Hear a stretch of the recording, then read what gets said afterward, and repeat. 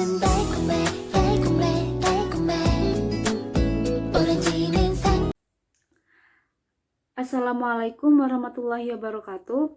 Perkenalkan, nama saya M. Yazizan, NIM T 2019-1204. Di sini, saya dan teman-teman saya akan menjelaskan tentang sistematika laporan penelitian tindakan kelas, implementasi bab 3. Yang pertama, pendekatan dan jenis penelitian. Menurut Jonker dan Pennick, pendekatan penelitian merupakan susunan aktivitas lengkap yang meliputi rangkuman mengenai apa yang akan dilakukan oleh peneliti. Pemilihan pendekatan penelitian ini bertujuan untuk mengumpulkan data dengan fenomena di lapangan secara ilmiah. Peran peneliti di sini sebagai instrumen kunci dengan melalui observasi terhadap fenomena-fenomena yang terjadi di lapangan dan wawancara secara mendalam kepada informan kunci, serta data-data akan diperkuat dengan dokumentasi yang diperoleh di lapangan. Jenis-jenis penelitian tindakan kelas di sini dibagi menjadi 4, yaitu penelitian tindakan kelas diagnostik, eksperimental, empiris, dan partisipan. Nah, pada bagian ini peneliti juga menjelaskan tentang model penelitian tindakan kelas yang digunakan, seperti model Kurt-Lewin, model Kemis dan MC Taggart, John Elliott, model Duff-Ebbutt, dan lain sebagainya. Yang kedua, lokasi, waktu, dan subjek penelitian. Lokasi adalah tempat berlangsungnya sebuah penelitian. Waktu adalah waktu berlangsungnya sebuah penelitian, dan subjek adalah penelitian tindakan kelas akan dilaksanakan di kelas mana dan berapa jumlah siswanya, termasuk jumlah siswa laki-laki dan jumlah siswa perempuan. Sekian penjelasan dari saya. Untuk penjelasan selanjutnya akan dijelaskan oleh rekan saya. Assalamualaikum warahmatullahi wabarakatuh. Perkenalkan, nama saya Ferdi Kurniawan, NIM T 2019-1244. Di sini saya ingin menyampaikan ataupun menjelaskan kepada teman-teman tentang prosedur penelitian dan juga pelaksanaan siklus penelitian. Langsung saja kita kaji. Pertama, prosedur penelitian. Prosedur penelitian adalah suatu rangkaian kegiatan yang dilakukan oleh peneliti untuk memperoleh hasil, tujuan, dan kesimpulan secara sistematis dan baku. Bisa disimpulkan, prosedur adalah suatu urutan atau metode kegiatan yang digunakan menyelesaikan atau suatu kegiatan penelitian. Rangkaian kegiatan di dalam prosedur penelitian ialah pertama, tahap konseptual. Di sini merumuskan dan mengidentifikasi masalah, meninjau kepustakaan yang relevan, mendefinisikan kerangka teoritis, merumuskan hipotesis. Fase kedua ialah fase perancangan dan perencanaan, memilih rancangan penelitian, mengidentifikasi populasi yang diteliti, mengkhususkan metode untuk mengukur variabel penelitian, merancang rencana sampling, mengakhiri dan meninjau rencana peneliti, melaksanakan penelitian, dan melakukan revisi. Ketiga ialah membuat instrumen dan mengumpulkan data penelitian. Keempat, fase empirik, penggunaan data, persiapan data untuk analisis, pengumpulan data penelitian yang telah dilaksanakan di lapangan.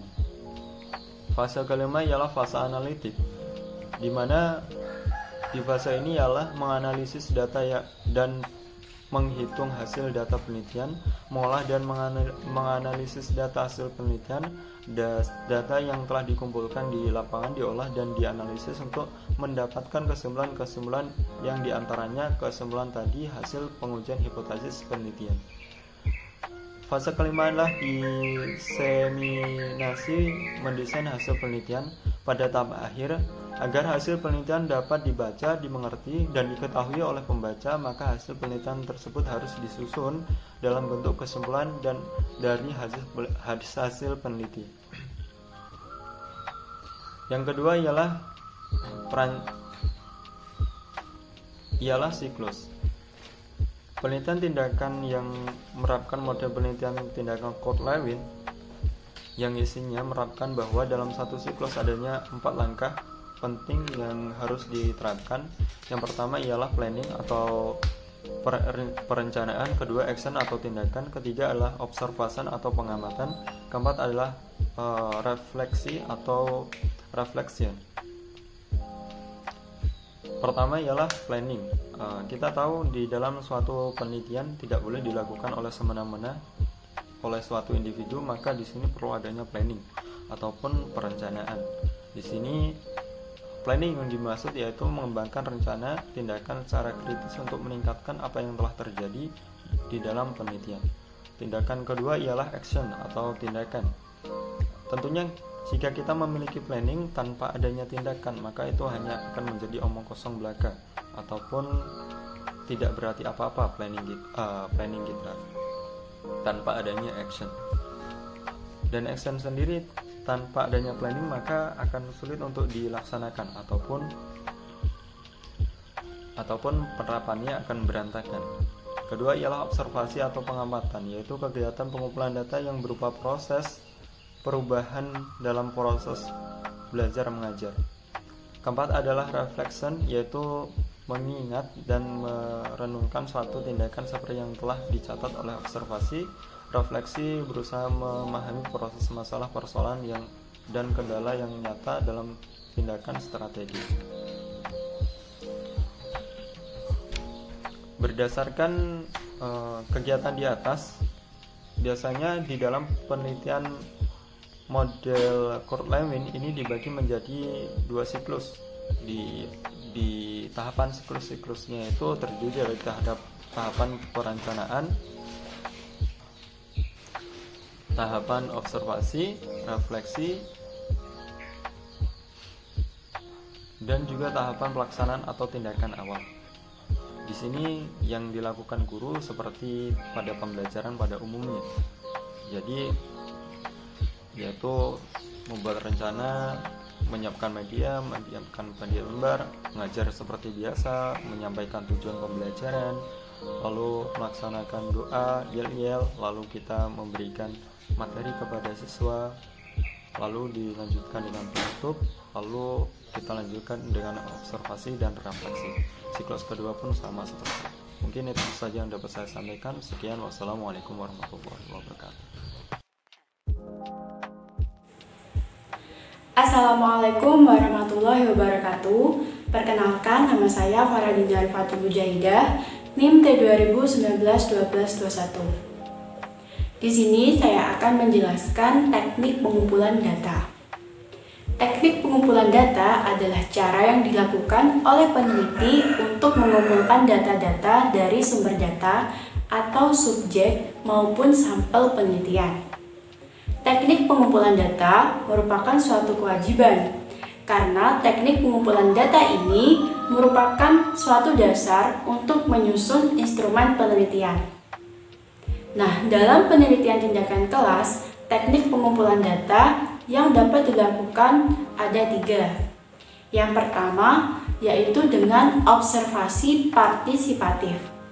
Dalam hal ini, peneliti juga perlu menyusun pedoman observasi yang di dalamnya meliputi aspek-aspek yang akan diobservasi. Nah, contohnya seperti lembar pengamatan aktivitas siswa, lembar pengamatan aktivitas pembelajaran, maupun lembar pengamatan aktivitas guru dalam pembelajaran. Nah, yang kedua adalah wawancara terstruktur. Dalam hal ini, peneliti juga harus menyiapkan pedoman wawancara atau angket yang akan dilakukan pada siswa maupun guru. Yang terakhir yaitu tes. Tes ini bisa dilakukan, bisa tidak. Namun bisa dilakukan apabila memang sangat diperlukan untuk mengukur hasil belajar siswa. Nah, demikian pemaparan materi dari saya. Kurang lebihnya mohon maaf. Wassalamualaikum warahmatullahi wabarakatuh. Assalamualaikum warahmatullahi wabarakatuh. Perkenalkan, nama saya Mafuril Imam Hamdani, NIM T2019-1246. Di sini saya akan menjelaskan mengenai instrumen penelitian dan teknik analisis data. Langsung saja pada pembahasan yang pertama, yakni mengenai instrumen penelitian. Instrumen penelitian ini adalah alat yang dapat digunakan untuk mengumpulkan data penelitian.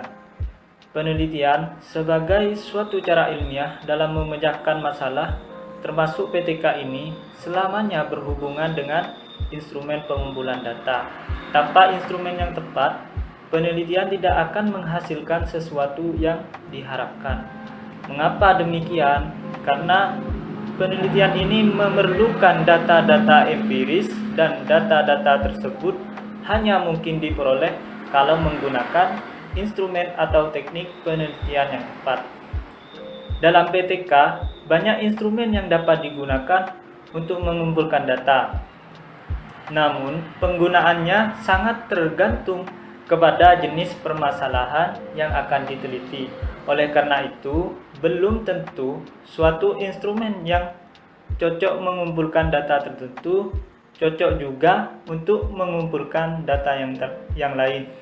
Saya beri contoh.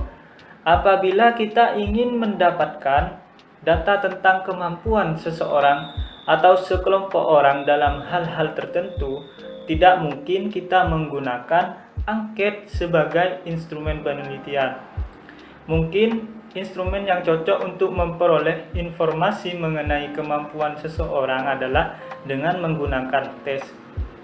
Sebaliknya, apabila kita ingin mengetahui pendapat sekelompok orang tentang sesuatu, tidak mungkin kita menggunakan tes sebagai instrumen penelitian. Namun yang lebih cocok adalah menggunakan instrumen angket atau wawancara. Pembahasan selanjutnya yaitu mengenai teknik analisis data. Jadi pada bagian ini, peneliti menjelaskan teknik analisis data yang digunakannya.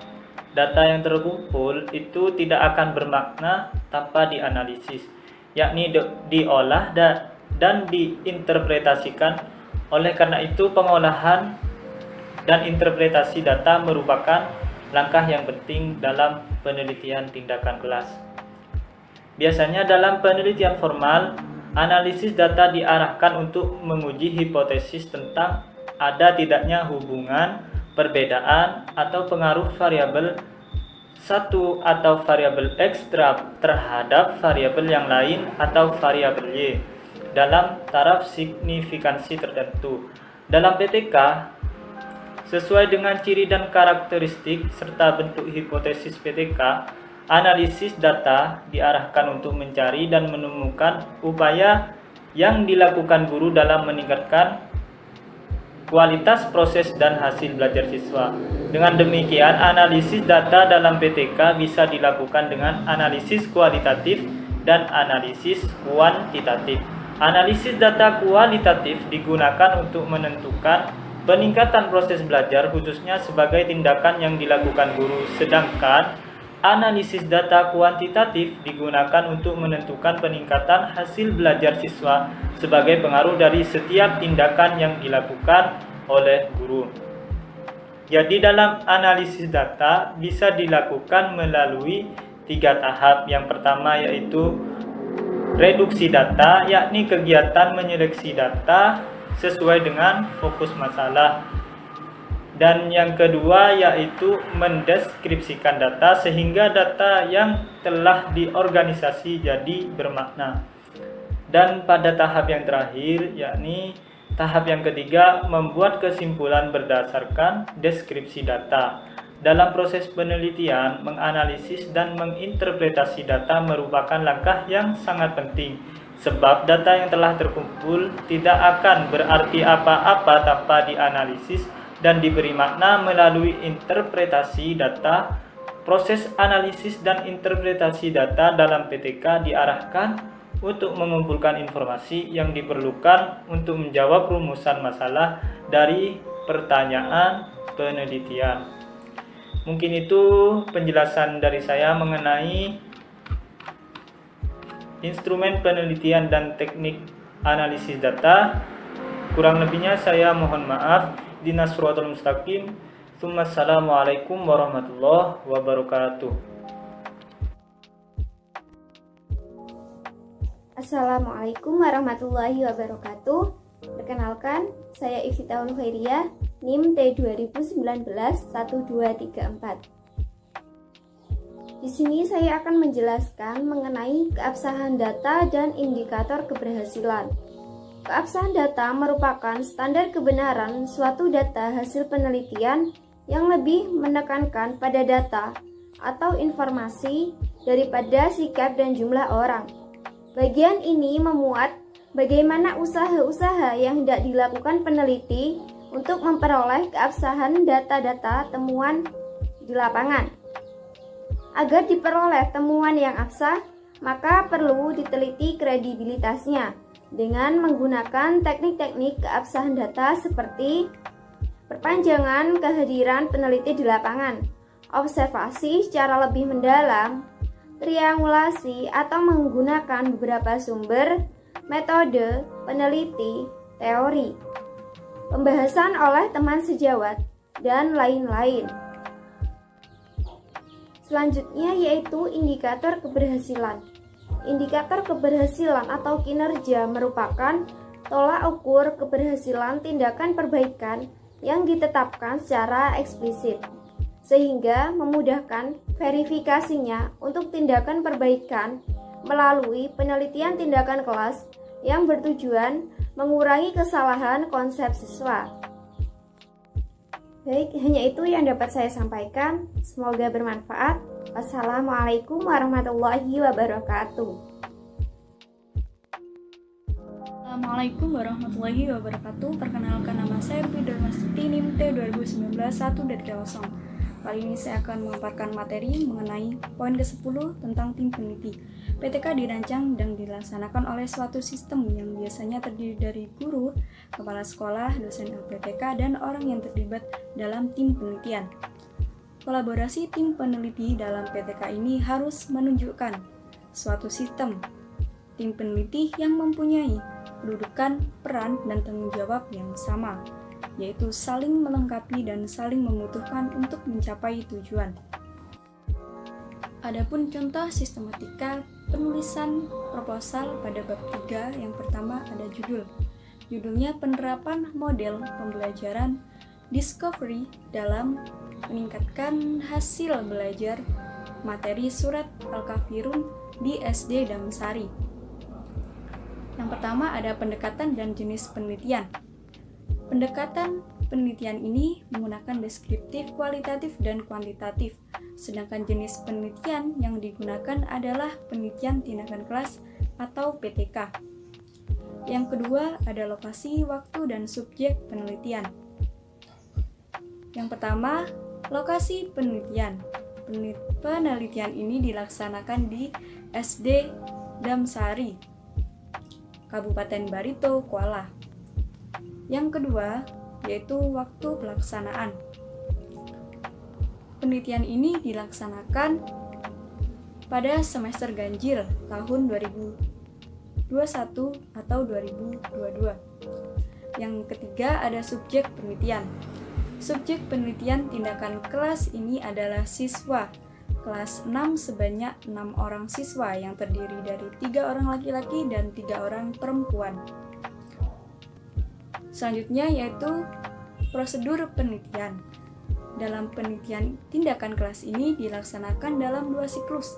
Dalam siklus 1 terdiri dari 4 tahapan. Yang pertama, tahap perencanaan, kedua, tahap pelaksanaan, ketiga, pengamatan, dan yang keempat adalah refleksi. Begitupun pada siklus kedua. Yang keempat adalah pelaksanaan siklus penelitian. Pelaksanaan siklus dilaksanakan pada hasil refleksi siklus 1. Apabila pada siklus 1 hasil analisis belum memuaskan, maka siklus tindakan dilanjutkan pada siklus 2. Pelaksanaan siklus 2 dilaksanakan untuk memperbaiki kelemahan atau kegagalan yang terjadi pada siklus 1. Yang kelima adalah teknik pengumpulan data. Data aktivitas mengajar guru dan aktivitas belajar siswa diambil dari hasil observasi. Sedangkan data hasil baca siswa diperoleh dari hasil tes pada setiap akhir pertemuan pada siklus 1 dan 2. Adalah instrumen penelitian. Instrumen penelitian adalah alat atau fasilitas yang digunakan oleh peneliti dalam mengumpulkan data-data yang diungkap dalam penelitian. Data tersebut dapat dibedakan menjadi 3 macam. Yang pertama yaitu fakta, pendapat, dan kemampuan untuk mengukur ada atau tidaknya serta besarnya kemampuan objek yang diteliti. Instrumen penelitian yang digunakan untuk mengumpulkan data adalah melalui lembar observasi untuk memperoleh data perkembangan hasil belajar siswa kelas 4 setelah diterapkan model pembelajaran discovery. Yang ketujuh adalah teknik analisis data. Analisis data merupakan cara yang paling menentukan untuk menyusun dan mengolah data yang terkumpul sehingga dapat menghasilkan suatu kesimpulan yang dapat dipertanggungjawabkan. Jenis data yang diperoleh dari data kualitatif dan data kuantitatif. Sedangkan penyajian data dilakukan secara deskriptif, kualitatif, dan kuantitatif. Yang kedelapan adalah keabsahan data.